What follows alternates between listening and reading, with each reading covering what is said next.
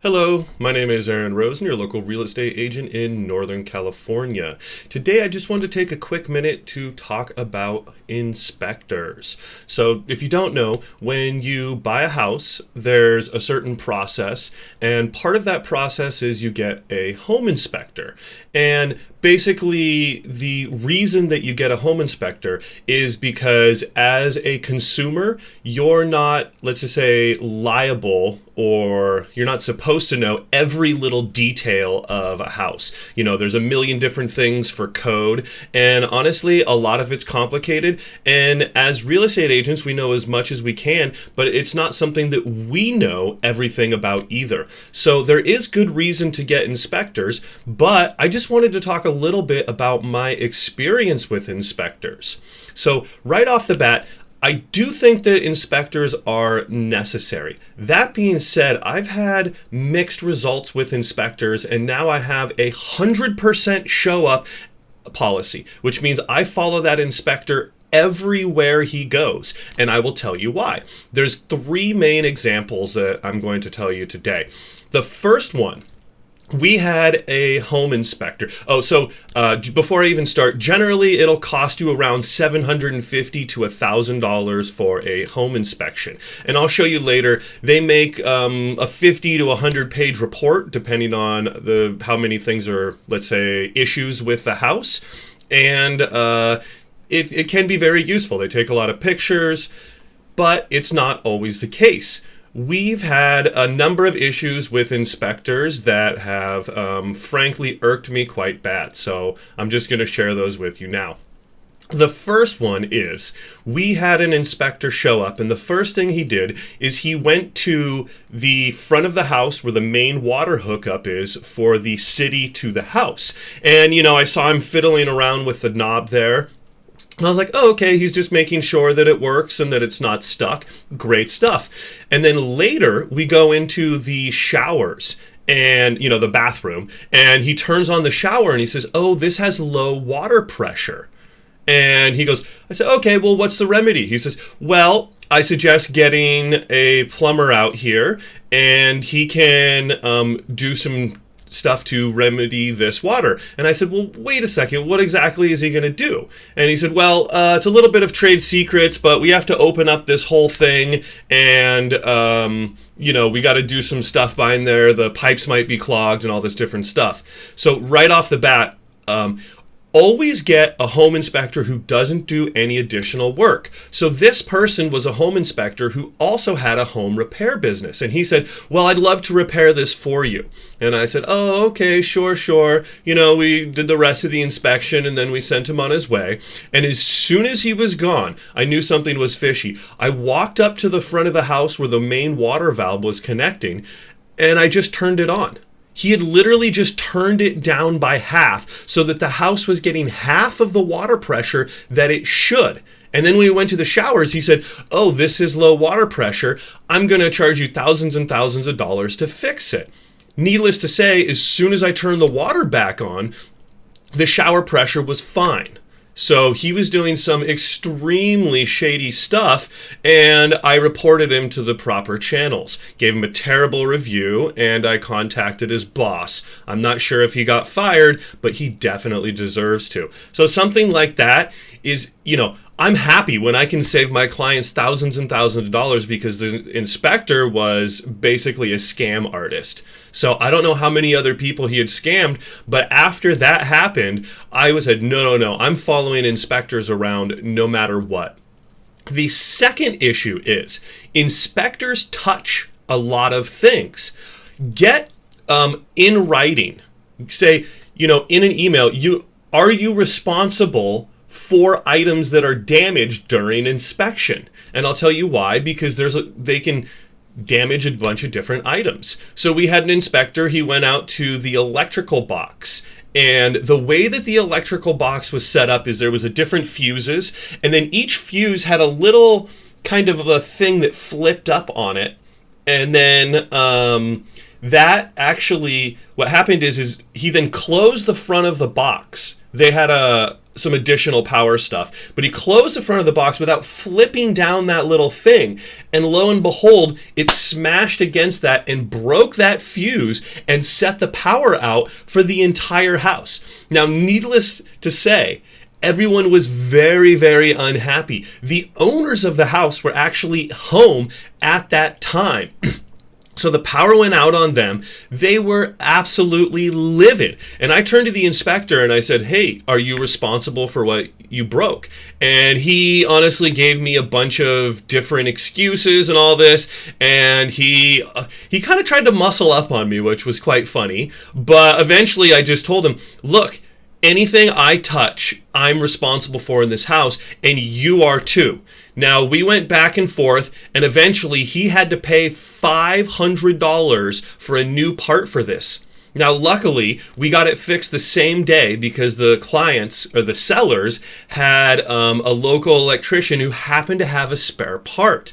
But he did not want to be responsible for the things that he touched in the house, which I thought was absolutely insane. The third dirty secret of inspectors is that they only inspect what's readily accessible. So we had some inspectors and they came over and they did a good job on the house.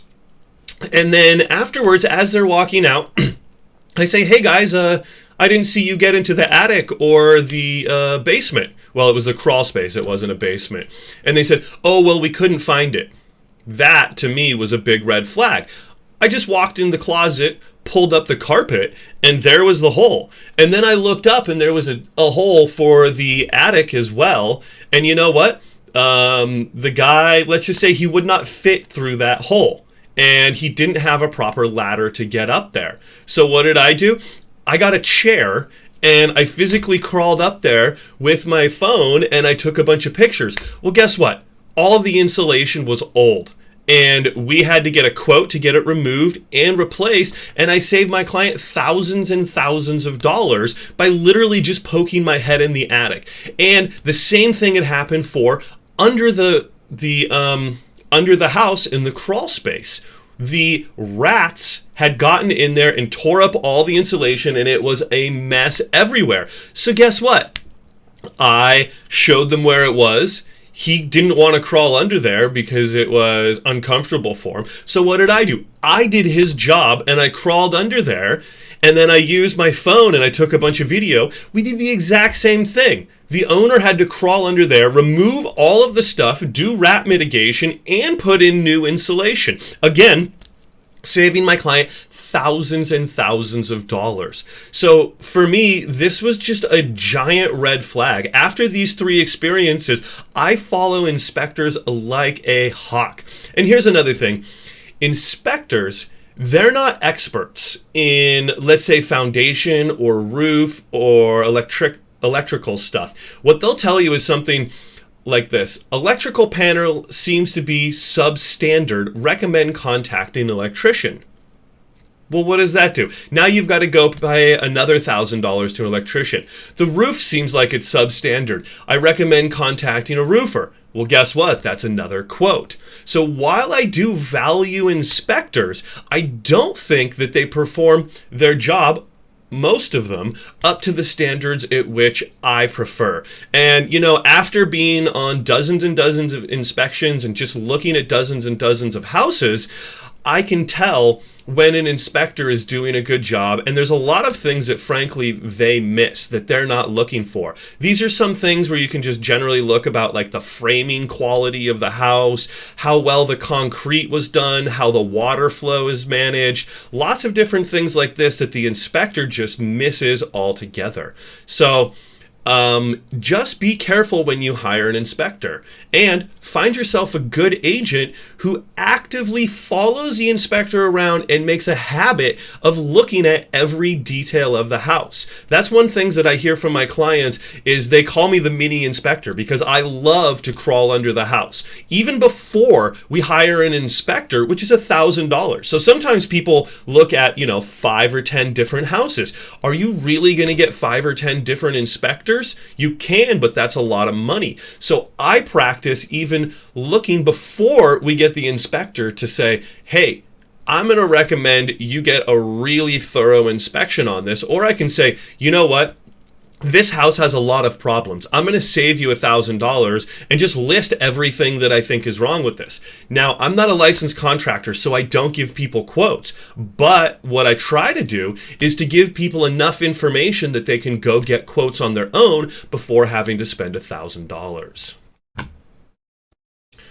Okay, so this is just a part of an inspection. This particular inspection was over 100 pages long, and this just kind of shows some of the different items that came up. And you can see that they grade it. Things that are red are major issues, according to the inspector. Blue is smaller, and yellow is a medium issue. So what I had done here is a client asked me to figure out what was the best course of repairs after the inspector had come. That's not something that they do.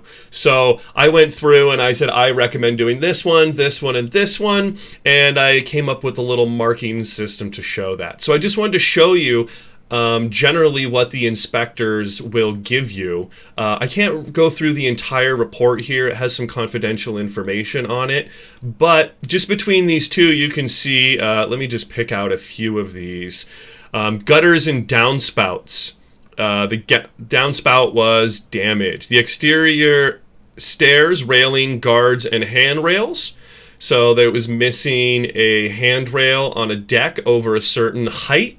You have to have a rail in California. Of course, these rules differ from county to county and from state to state. So always check with your local agency. And generally, the inspectors will know what's going on in your local agency, but it's good to just kind of take a second look at these and then to make an assessment to figure out where your house is at.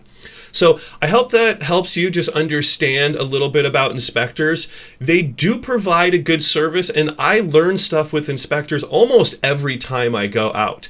That being said, about half the time I go out with inspectors, I find something that they missed, overlooked, or were intentionally lazy about.